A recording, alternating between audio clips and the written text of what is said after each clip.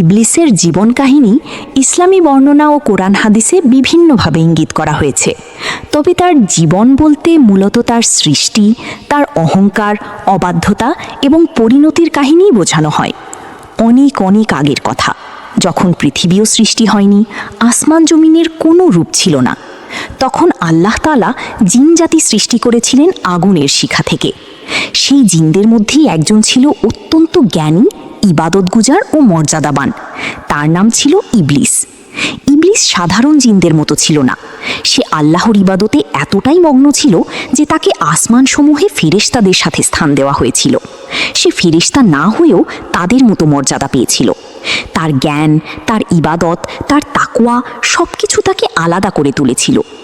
বহু বছর ধরে সে আল্লাহর ইবাদতে নিমগ্ন ছিল, এমনকি সে জান্নাতের উচ্চ স্তরেও প্রবেশাধিকার পেয়েছিল। কিন্তু সময়ের সাথে সাথে ইবলিসের ভিতরে একটি পরিবর্তন শুরু হলো। তার মনে জন্ম নিল অহংকার। সে ভাবতে লাগলো, আমি তো আগুন থেকে তৈরি, আর মানুষ মাটি থেকে তৈরি হবে, তাহলে আমি কেন তাদের চেয়ে কম মর্যাদার হব? এই চিন্তাই ধীরে ধীরে তার অন্তরকে অন্ধকার করে দিল। এরপর মহান আল্লাহ তাআলা এক গুরুত্বপূর্ণ ঘোষণা দিলেন। তিনি আদম আলাইহিসসালামকে সৃষ্টি করলেন এবং ফেরেশতা ও ইবলিস সহ সকলকে নির্দেশ দিলেন আদমকে সিজদা করতে। এটি ছিল সম্মানসূচক সিজদা, ইবাদতের সিজদা নয়, বরং আল্লাহর আদেশ পালনের অংশ। সব ফেরেশতা বিনা দ্বিধায় সিজদা করল, কিন্তু ইবলিস দাঁড়িয়ে রইল। তার চোখে অহংকারের আগুন জ্বলছিল। সে বলল, আমি তার চেয়ে উত্তম, আমাকে তুমি আগুন থেকে সৃষ্টি করেছ, আর তাকে মাটি থেকে। এই অবাধ্যতা ছিল তার জীবনের সবচেয়ে বড় ভুল।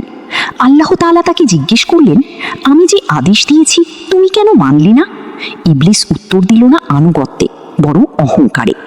এই মুহূর্তে সে আল্লাহর রহমত থেকে দূরে সরে গেল। আল্লাহ তাকে অভিশপ্ত ঘোষণা করলেন এবং জান্নাত থেকে বের করে দিলেন। ইবলিস তখন ভেঙে পড়ার পরিবর্তে আরও বিদ্রোহী হয়ে উঠল।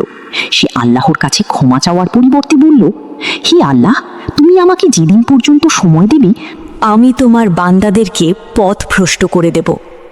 তার এই ঘোষণা ছিল চরম শত্রুতার সূচনা। আল্লাহ তাকে কিয়ামত পর্যন্ত সময় দিলেন, কিন্তু তার ওপর অভিশাপ স্থায়ী হল। ইবলিস তখন প্রতিজ্ঞা করল যে সে মানুষকে বিভিন্নভাবে ধোঁকা দেবে। সে মানুষের সামনে সুন্দর কাজকে খারাপ আর খারাপ কাজকে সুন্দর করে দেখাবে। সে তাদের অন্তরে সন্দেহ, অহংকার, হিংসা, লোভ ও কামনা সৃষ্টি করবে। তার প্রধান লক্ষ্য হবে মানুষকে আল্লাহর পথ থেকে দূরে সরানো। সে প্রথমে আদম আলাইহিসসালাম ও হাওয়া আলাইহিসসালামকে প্রলোভন দেখিয়ে জান্নাত থেকে বের করে দিয়েছিল। সে তাদের কানে কানে বলেছিল, নিষিদ্ধ গাছের ফল খেলে তারা চিরস্থায়ী জীবন পাবে। এই ধোঁকাতেই তারা সাময়িকভাবে ভুল করে ফেলেছিলেন, যদিও পরে তারা তাওবা করেন এবং আল্লাহ তাদের ক্ষমা করেন। ইবলিস তখন বুঝে গেল মানুষ দুর্বল, বিশেষ করে তাদের নফস ও আবেগকে ব্যবহার করে তাদের ফাঁদে ফেলা যায়। তাই সে একটি বিশাল পরিকল্পনা শুরু করল। সে বলল, আমি মানুষকে সামনে, পেছনে, ডানে, বামে থেকে আক্রমণ করব। এর অর্থ ছিল সে জীবনের প্রতিটি দিক থেকে মানুষকে গোমরাহ করার চেষ্টা করবে। যুগে যুগে ইবলিস তার কাজ চালিয়ে যেতে লাগল। সে কোনো একক জায়গায় থাকে না, বরং মানুষের অন্তরে ফিস ফিস করে।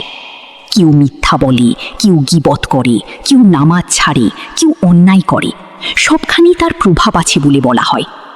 তবে ইবলিস সব মানুষের উপর সফল হতে পারে না। যারা আল্লাহকে স্মরণ করে, যারা ইবাদতে দৃঢ়, যারা সত্যের পথে থাকে, তাদের উপর তার কোনো ক্ষমতা নেই। আল্লাহ নিজেই বলেছেন, শয়তানের কৌশল দুর্বল। ইবলিস যতই শক্তিশালী মনে হোক, তার শক্তি মূলত মানুষের দুর্বলতার ওপর নির্ভরশীল। যে মানুষ নিজের নফসকে নিয়ন্ত্রণ করে, ইবলিস তার কিছুই করতে পারে না। তার জীবনের সবচেয়ে বড় ট্র্যাজেডি হলো, সে জ্ঞানী ছিল, কিন্তু অহংকার তাকে ধ্বংস করেছে। সে ইবাদত করত, কিন্তু অবাধ্যতার কারণে সব হারিয়েছে। সে ফেরেশতাদের সঙ্গী ছিল, কিন্তু এখন অভিশপ্ত হয়ে মানুষের শত্রু। শেষ বিচারের দিনে ইবলিস এবং তার অনুসারীদের জন্য কঠিন শাস্তি অপেক্ষা করছে বলে বর্ণিত আছে। তখন সে বলবে, আমি তোমাদের ডেকেছিলাম আর তোমরা এসেছিলে, কিন্তু আমি তোমাদের উপর কোনো জোর প্রয়োগ করিনি। অর্থাৎ সে দায় অস্বীকার করবে এবং মানুষকে দোষারোপ করবে। ইবলিসের জীবন কাহিনী আমাদের জন্য একটি বড় শিক্ষা। এটি শেখায় জ্ঞান বা ইবাদত একাই যথেষ্ট নয় যদি তার সাথে বিনয় ও আল্লাহর আনুগত্য না থাকে। অহংকার যে কোনো উচ্চ মর্যাদাকেও ধ্বংস করে দিতে পারে।